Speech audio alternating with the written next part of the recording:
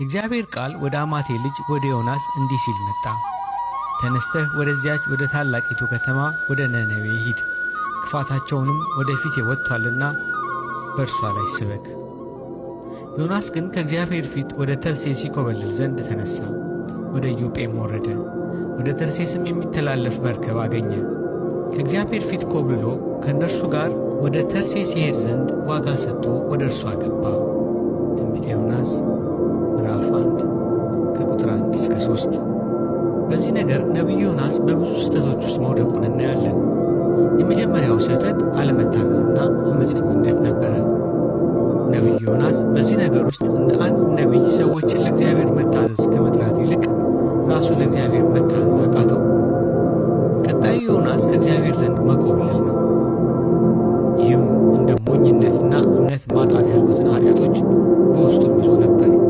ይህ የሚኮበልለው ነቢይ ሁሉም ቦታ ከሞላው አምላክ ፊት ኮብልሎ የት ሊገባ ነው? የሚገርም ነቢይ! እናንተስ እግዚአብሔርን በምትሸሹበት ጊዜ ሁሉ እንደሚገኝ ታውቃላችሁ። እርሱ በምትቀዝቡት ጀልባና መርከብ ውስጥ አለ፣ መርከቧን በሚሸከበው ውሃ ውስጥም አለ። ስለዚህ ከእግዚአብሔር ለመሸሽ ልትደበቅበት የምትመኘው ስፍራ አለ? ነቢዩ ዳዊት በእርግጥ እንዲህ ሲል ስለ አምላኩ ተናግሮ ነበር። ከመንፈስህ ወዴት እሄዳለሁ? ከፊትህስ ወዴት እሸሻለሁ? ወደ ሰማይ ብወጣ አንተ በዚያ ነህ፣ ወደ ሲኦል ብወርድ እዚያ አለህ። እንደ ንስር የንጋት ክንፍ ብወስድ፣ እስከ ባሕር መጨረሻም ብበር፣ በዚያ እጅህ ትመራኛለች፣ ቀኝህም ትይዘኛለች።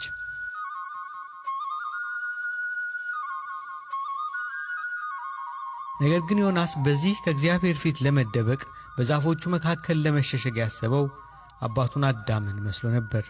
ኃጢአት ምን ያህል የሰውን ብርሃን ለማጥፋት በቀላሉ መረዳት የሚችሉ ነገሮችን እንኳን እንዳናስብ የሚያደርገን መሆኑን ያሳየናል። በኢዮጴም ዮናስ ወደ ተርሴስ የምትሄድ መርከብ አግኝቶ ገንዘብ ከፍሎ ውስጡ አገባ። የሚያስገርም ነው። ለእግዚአብሔር ላለመታዘዝ ኃጢአት ዮናስን ያስከፈለችው የገንዘብና የልፋት ዋጋ። የእግዚአብሔርን ጸጋና በረከትን ግን በነፃ እናገኘዋለን፣ ያውም ከሙሉ ክብርና ሞገስ ጋር።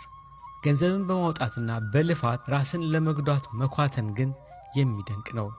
ምናልባት ዮናስ አለመታዘዝን ባሰበበት በዚያ ሰዓትና መርከበኞቹን ለጉዞ በጠየቀበት ሰዓት ገንዘብ ባይኖረው ኖሮ በረከት ይሆንለት ነበር። ምክንያቱም ዮናስ ለመርከቡ ጉዞ ገንዘብ በከፈለበት በዚያች ጊዜ እጥፍ ኪሳራ አጋጥሞታልና። ገንዘቡና መታዘዙን ማለት ንጹሕ ልቦናውን በአንድ ጊዜ አጣ። ይህ ስለ ዮናስ መኮብለልና ለመታዘዝ አጭር ግንዛቤ ሲሆን፣ የእግዚአብሔር ሐሳብ በዚያ ነገር ላይ ምን ነበር? በጣም በሚገርም አኳኋን እግዚአብሔር የዮናስን አለመታዘዝ ለበጎ ነገር ተጠቀመበት። ይኸውም በዮናስ መታዘዝ የነነዌ ሰዎች የሚድኑ ከሆነ፣ እንዲሁ ባለመታዘዙ በኩል ደግሞ መርከበኞቹ ይድናሉ። በዚህ የተነሳ እግዚአብሔር ሰዎችን ለማዳን እንደ መሳሪያ አድርጎ የተጠቀመው ዮናስን መታዘዝና አለመታዘዝን ነበረ። ነገሩ ዮናስን እግዚአብሔር እንዲህ ብሎ የተናገረው ይመስላል። ዮናስ ሆይ ከእኔ የኮበለልክ ይመስልሃልን? አይደለም።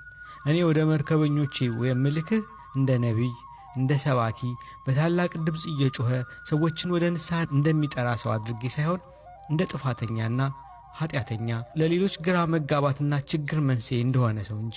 የነነዌ ሕዝብ እንደ ነቢይ ቢፈሩህና ቢቀበሉህ በመታዘዝ ለእነርሱ መዳን ምክንያት ትሆናለህ። ለእኔ ባለመታዘዝ ወደ መርከብ ገብተህ ወደ ባሕርም ብትጣል ለመርከበኞቹ በረከት ትሆናለህ።